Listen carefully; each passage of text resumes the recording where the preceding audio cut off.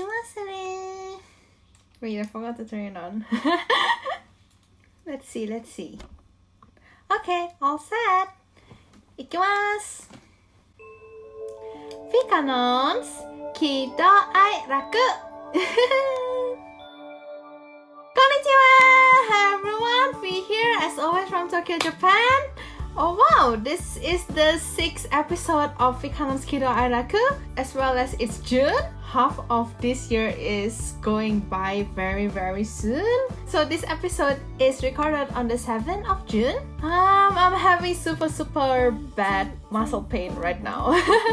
Actually, last week I had gym on Wednesday and Friday. On Wednesday, I still had the muscle pain residue from last Sunday. Of course, the one from Wednesday actually came on Thursday, and Friday I went to gym again. And yesterday, on Sunday, at last, I think after a year of not, I did online yoga. Okay, at least that gave me a very good, a very good stretching time.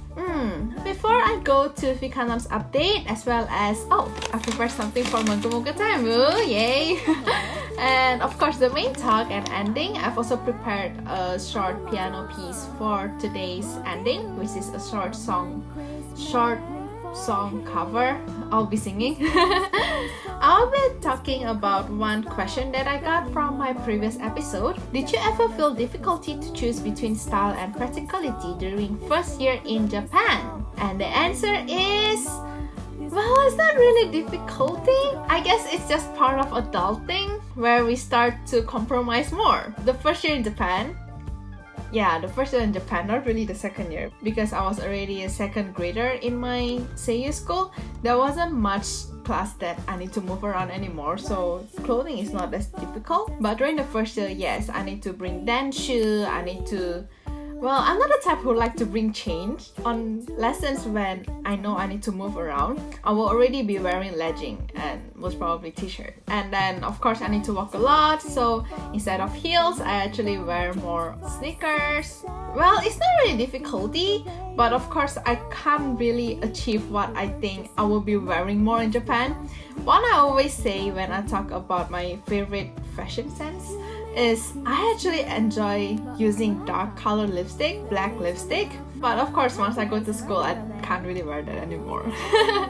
So yes, there are actually some part of the fashion talk that I cut from the previous episode, which is on the happy part. So lately, I'm happy when I get a chance to wear heels, as well as when I get a chance to use small bag. This is also part of compromising, because not every time I can wear heels.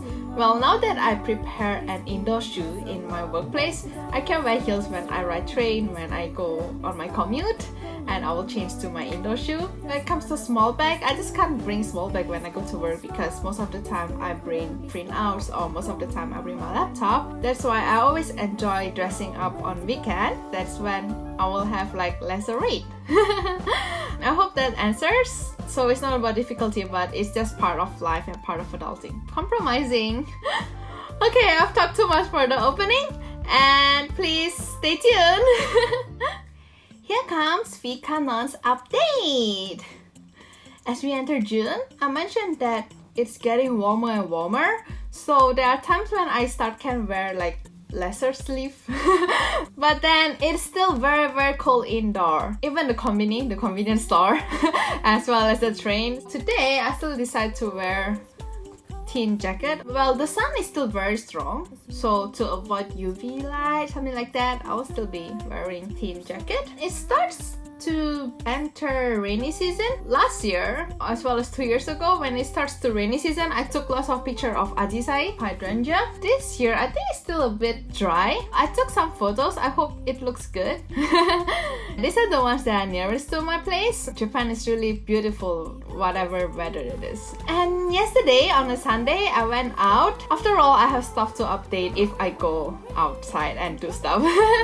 I went for another escape game from scrap. I actually played one infiltration style of escape game featuring FF7 remake, but I failed. I just couldn't do it. I was so panicked due to the time limit that actually armies will shoot us and then just lower down the top limit. So yes, but that was okay. Well, even though we failed, I feel sorry to my partner. He's actually better at this kind of game. I've started to do gratitude notebook, gratitude journal. I decided to just get a cheap notebook from Daiso and write one motivational quote that I have from my phone's app that I did impulse buying by subscribing for 1 year. Now the reminder doesn't really work. But yes, I choose one motivational quote and then I will think up of 3 good things I have for the day. Today, since I have this in my bag, I actually already write one, which is I saw a cat under the sun today. It was being a blob. Well, I understand you, cat. I feel more lazy and sleepy during warmer days as well. The reason why I decided to just get one from Daiso, I actually searched for a gratitude journal in Amazon, but then most of it start from like the new year. So unless I start writing from the 1st January of 2021, it just doesn't work. And I'm not sure whether I will last long doing this because I actually am doing a bit of journaling when it comes to my journey with my partner. But then lately I almost don't do it at all. I only keep on printing photos and sticking that. I just don't remember what we really talk about daily. So that's why I decided to start with something simple.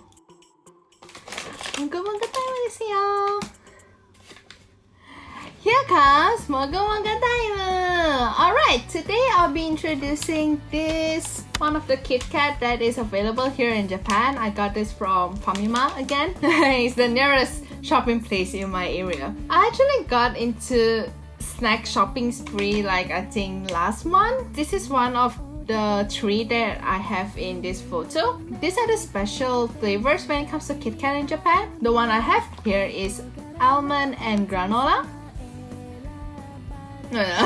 Almond and cranberry. There's another one that is almond and cranberry, and there's another one. The biscuit is made of wheat. Well, I'll be talking about 3 of them in the future, starting from this one.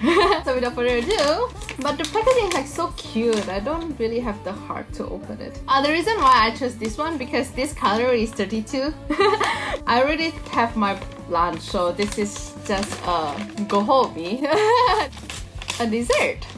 And as it mentioned here, there are 7 pieces, and yes, this is one of it. It's super convenient that they already packed everything like this. Here comes KiDoAiRaku. Have a break, have a Kit Kat! it's choco だね。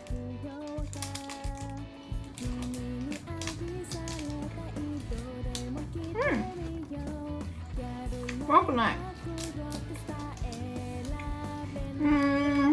I feel like it's no different flavor with the normal Kit Kat. Amai! It's super sweet though. It reminds me more of the Kit Kat back in Indonesia where it's like sweeter. The milk chocolate Kit Kat in Japan is actually not as sweet as the one in Indonesia. I wonder whether this is sweeter because special flavor with more topping in it. Okay. I think I won't eat it anymore.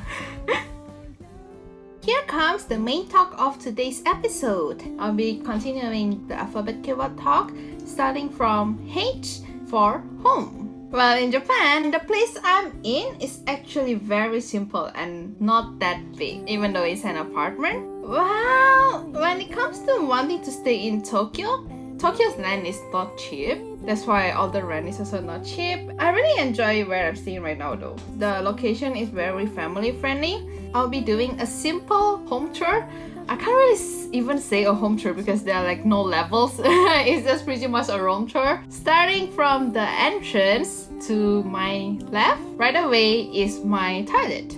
I like it that the shower room and the benjo closet is at the same area. And yes, of course, girl being girl, the sink is full of stuff. From like my makeup spray, my hairspray, my hair tie, face soap, and all those towels. I guess there's nothing much to say about the toilet.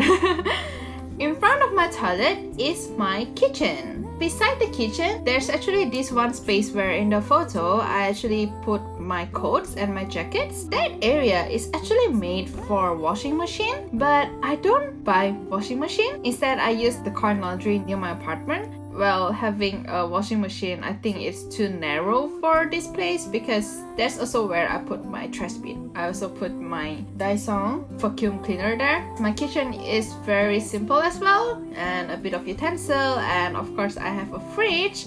In my fridge, there are always ice cream, tea, and what do you call that? The jelly drink that is for vitamin or when I feel like having sweets.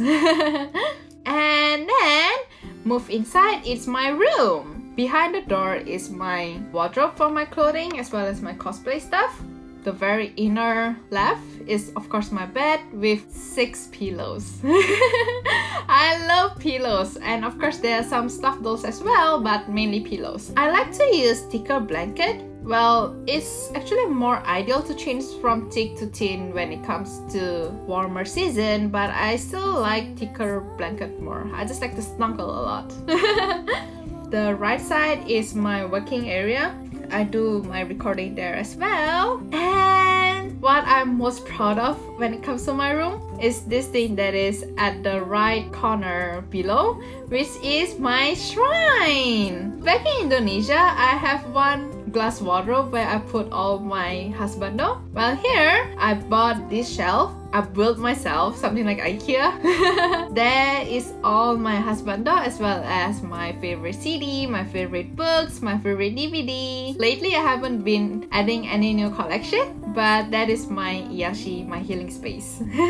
And that's all for my home. Moving on to I'll be talking about I for Indonesia. I kind of find it a second home though. So as most people will know, I'm Indonesian and I'm not from Jakarta, not from the capital city of Indonesia, but I'm from Medan, which is a city in North Sumatra. One fact that actually amazed lots of foreigners is that Medan is actually closer to Singapore than Jakarta. To Jakarta, we will need to use the plane for 2 hours. Plus, of course, there's the distance from Medan city to the airport, plus Jakarta airport to the city area. While when it comes to Singapore, we only need to take 1 hour plane trip. That's why when it comes to Japan, I most of the time stop by Singapore instead of stopping by Jakarta. And for Indonesia, I'll be relating it to KiDoAiRaku. I'll be talking what makes me happy, what makes me sad, what makes me angry, and what makes me enjoy about Indonesia. Starting from happy. What made me the happiest, or what made me the most grateful of being an Indonesian is that I have the chance of learning more than one language. First thing first, I think it's easy for me to learn English because I'm using alphabet. I think one of the reasons why my Japanese kids are having hard time with English reading is because it's alphabet. It's not hiragana, it's not katakana, it's not kanji.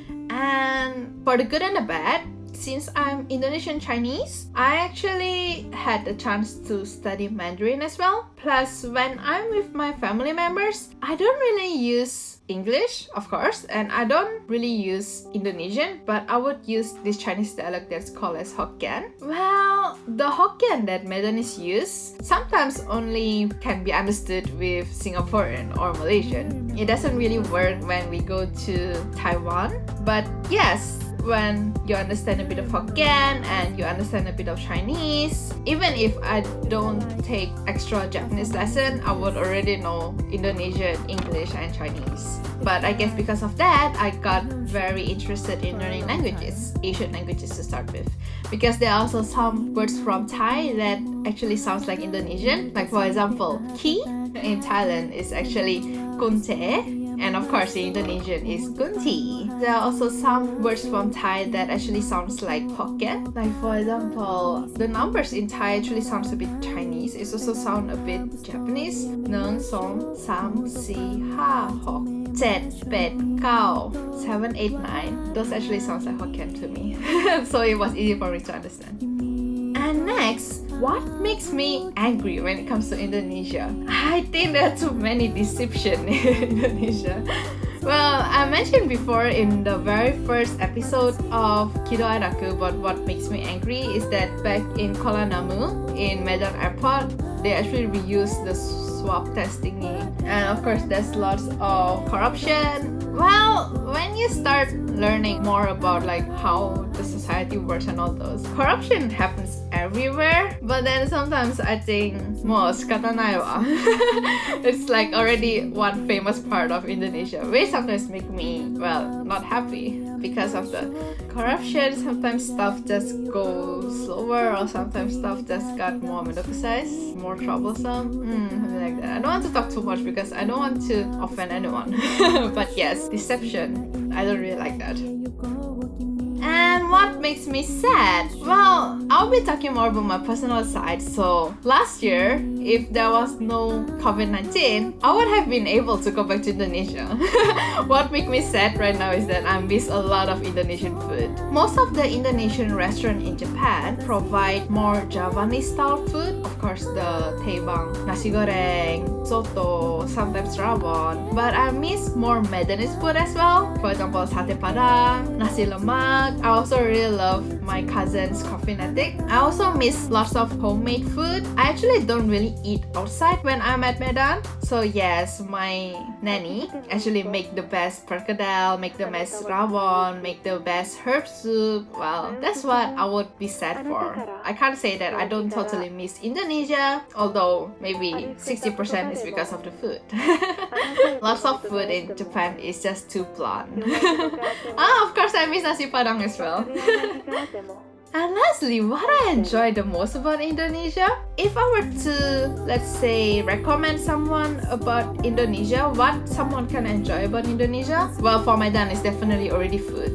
It's really just the food. But if I were to ask them to come to Indonesia, maybe most probably Bali, because even me myself as an Indonesian, I enjoy Bali a lot. Listening to music on the beach and like drinking alcohol, that's fun. So yeah, maybe I enjoy Bali when it comes to Indonesia.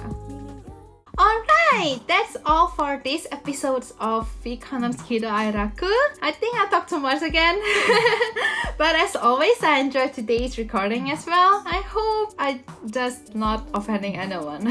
Because talking about someone's country, well, my country, I think it can be quite offending and quite personal, sometimes clash of opinion. But I hope not, because that's totally just my opinion. I'm not trying to force my idea on anyone else, okay? That's not what this podcast is about.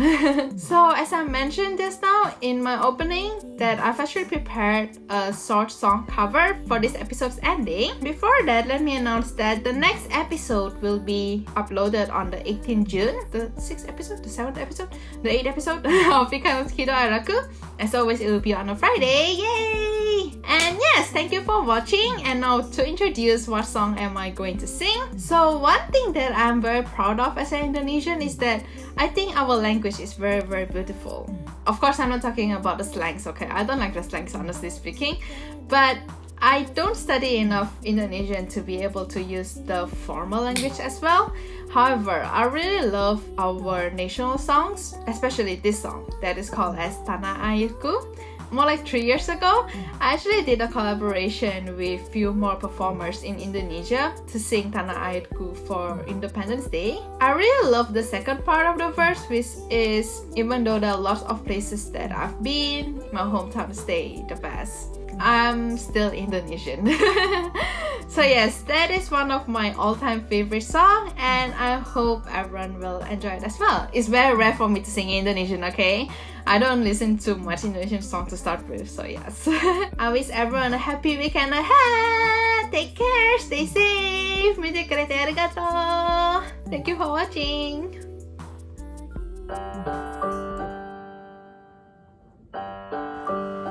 Bye.